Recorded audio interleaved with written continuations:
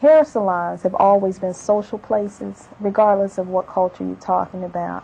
And I always maintain you can chronicle the history and the culture of African American women and their families in that community by just sitting and listening and writing what you hear in that particular salon.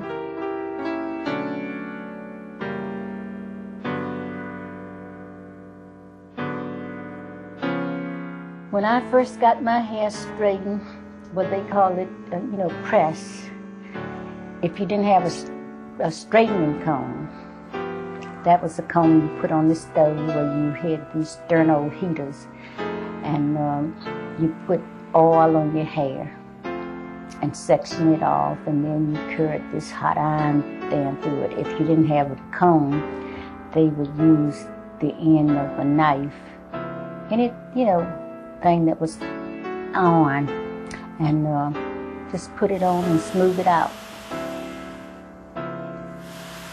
That would make the hair thinner. Then you had the curling irons that you would curl with. And during the weekdays, well, we was on the farm, and we had our hair braided, during the week. Sometimes we'd have it, put it up, on the rollers, but ordinarily, when it come Friday or Saturday, that's when we would prepare it for Sunday with the curls. In New York City, where we got our hair done was in the kitchen, near the stove, with the irons, I remember that distinctly. The kitchen was always a place for us, and you could smell in our apartment house where we live. If you were to go out to the store and come in on Saturday, you could smell the burning of hair in the hallway when you open the door. It was up and down that hallway because Saturday night was the time to do hair before Sunday.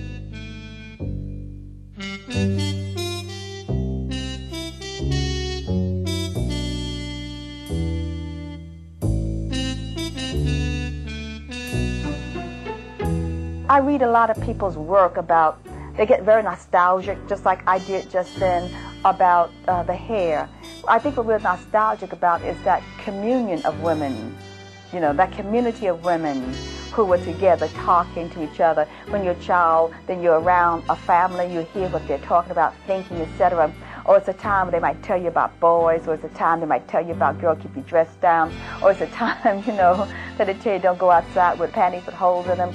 It's a time when something happened, and information was transferred from mothers, stepmothers, friends of the family, female friends, etc., which is important. But the terrible things also happened too. In those same kitchens, someone put a perm in your hair, all your hair came out. Someone burned your hair, and it was burning. I mean, like people had to. I remember they would pat the hair with a cloth, with a wet cloth, because your hair was burning, right? So I mean, all those kinds of things happened too. I just think that it would have been so. I think because we wanted to imitate so badly, and our sense of identity and beauty was always going after other people, the dominant society's idea of beauty that was with this straight hair, that we at some point got lost. And all that, those good feelings were good feelings, yes, but also those good feelings could have emanated from another set of way of doing things. I press my hair so it's silky smooth. Gotta press my hair. I press my hair so it swings and moves. I press my hair. Gotta make it straight. Gotta hit those edges. Gotta pull that kitchen. Gotta snap those nails. So I press my hair. I press my hair. Gotta get it straight. I press my hair. My mom grew up in this society, and the rules of the society are to look neat and to be groomed. And groomed to my parents and my grandparents in America is to be straight around the edges. So they got the hot comb out, and your edges had to be straight. If you got a relaxer, you had to hit them edges and make sure all of that was straight. So that coming from the face, you didn't see any kinks around here. You just saw, straightness. So self-esteem and hair kind of don't go together where I'm from, because my role model for beautiful hair or just being beautiful, period, was Barbie, or the supermodels that we saw on television, or the newscaster that was talking about the people with the nappy hair. So that's what's beautiful and clean.